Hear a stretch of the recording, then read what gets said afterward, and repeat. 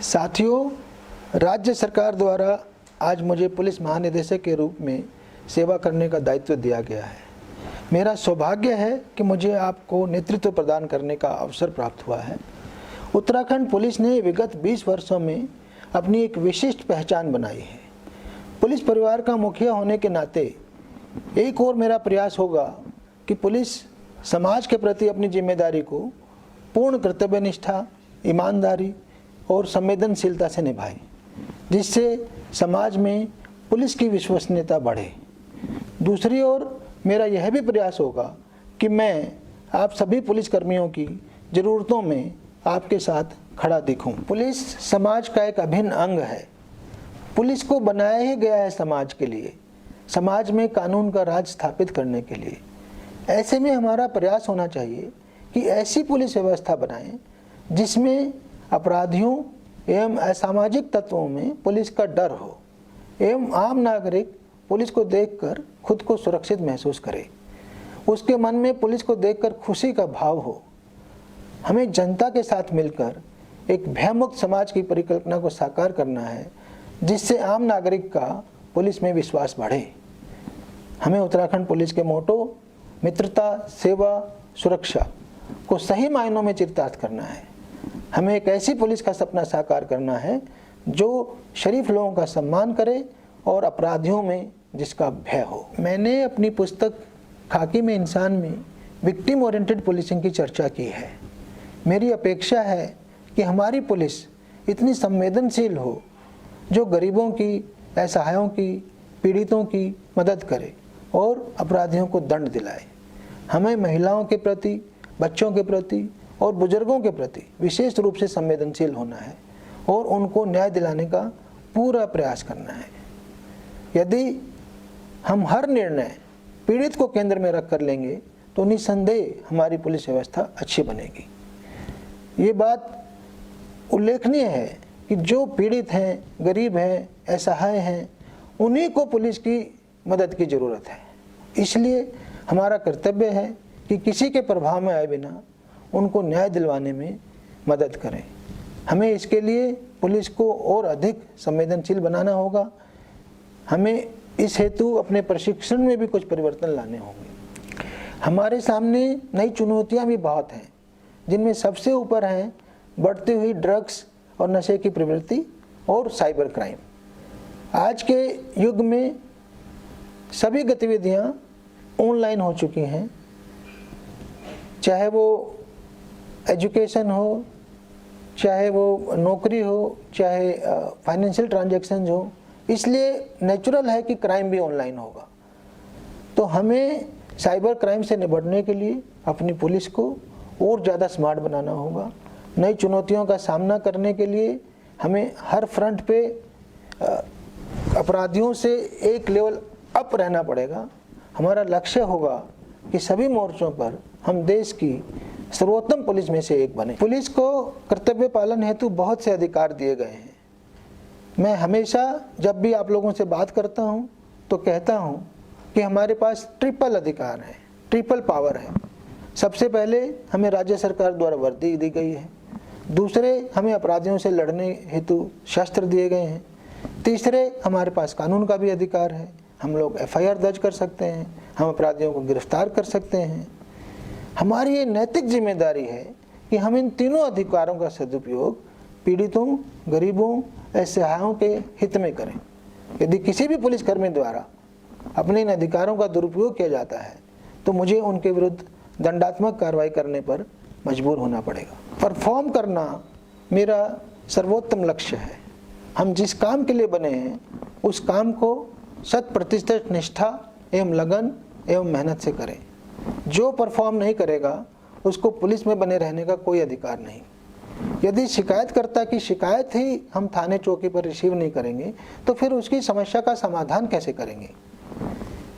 दूसरा, मेरे द्वारा आपकी परफॉर्मेंस को ब्रॉड पैरामीटर के द्वारा उसका आंकलन किया जाएगा। अपराध कितना नियंत्रित है, लोगों की शिकायतें सुनी जा रही हैं कि नहीं, ट्रैफिक कितना अच्छा चल रहा है, इन सब चीज़ों से आपके कार्य का आंकलन किया जाएगा। आंकलन हेतु खाली आंकड़ों पर ध्यान नहीं दिया जाएगा। पब्लिक परसेप्शन आकलन के हिसाब से बहुत महत्वपूर्ण है। मैं स्पष्ट करना चाहता हूं कि किसी भी दशा में पुलिस कर्मियों द्वारा अनुशासनहीनता या आम जनता के साथ दुर्व्यवहार या कोई भी ऐसा कार्य जिससे पुलिस की छवि खराब होती हो, उसे बर्दाश्त नहीं किया जाएगा।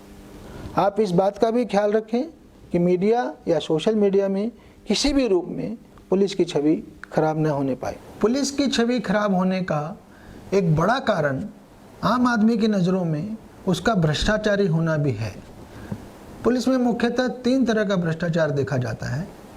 पहला, जो अपराधियों के साथ मिलकर किया जाए, दूसरा जो पीड़ित व्यक्तियों से किया जाए, और तीसरा जो उच्च अधिकारी द्वारा अपने अधीनस्थों से किया जाए। ये तीनों ही तरह के भ्रष्टाचार पुलिस की वर्दी की गरिमा एवं कर्तव्य निष्ठा के विरुद्ध है तथा ऐसे भ्रष्ट पुलिस अधिकारी कर्मचारी इस गरिमामय वर्दी को धारण करने के योग्य नहीं है, न ही उनका ऐसा कृत्य क्षमा किया जाएगा। मेरी नज़रों में पीड़ित या अपराधी से किया जाने वाला भ्रष्टाचार वर्दी की मूल भावना के विरुद्ध है। ऐसे पुलिसकर्मी जो एक पीड़ित व्यक्ति से रिश्वत लेते हैं या कि अपराधियों से साठगांठ करते हैं, तो उनको वर्दी पहनने का कोई अधिकार नहीं है। दूसरी ओर जो अधिकारी अपने अधीनस्थों से भ्रष्टाचार के रूप में अनैतिक संबंध स्थापित करते हैं, ऐसे अधिकारी अपने अधीनस्थों पर किसी भी तरह की कमांड एवं कंट्रोल करने का अधिकार खो बैठते हैं।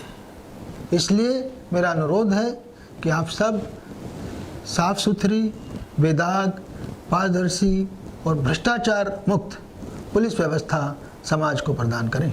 मैं आपको ये विश्वास दिलाना चाहता हूँ कि जब भी आप अपना कर्तव्य पालन निर्भीकता व निष्पक्षता के साथ कर रहे हैं तथा बिना दबाव के कर रहे हैं, तो मैं हमेशा आपके साथ खड़ा रहूँगा। शर्त यही है कि आपका काम सही हो और आपकी नीयत भी सही हो। मैं आपको ये भी आश्वस्त करना चाहूँगा कि पुलिसकर्मियों और उनके परिवारजनों के कल्याण हेतु मेरे स्तर से पूरे प्रयास किए जाएंगे। ट्रांसफ़र पोस्टिंग हो, प्रमोशन हो, आवास की व्यवस्था हो, बच्चों की शिक्षा के बारे में हो, आपके परिवार के स्वास्थ्य के बारे में हो, इन सब क्षेत्रों में काम किए जाएंगे। साथ ही साथ शहीद पुलिसकर्मियों, मृतक आश्रितों और रिटायर्ड पुलिसकर्मियों के कल्याण का भी ध्यान रखा जाएगा।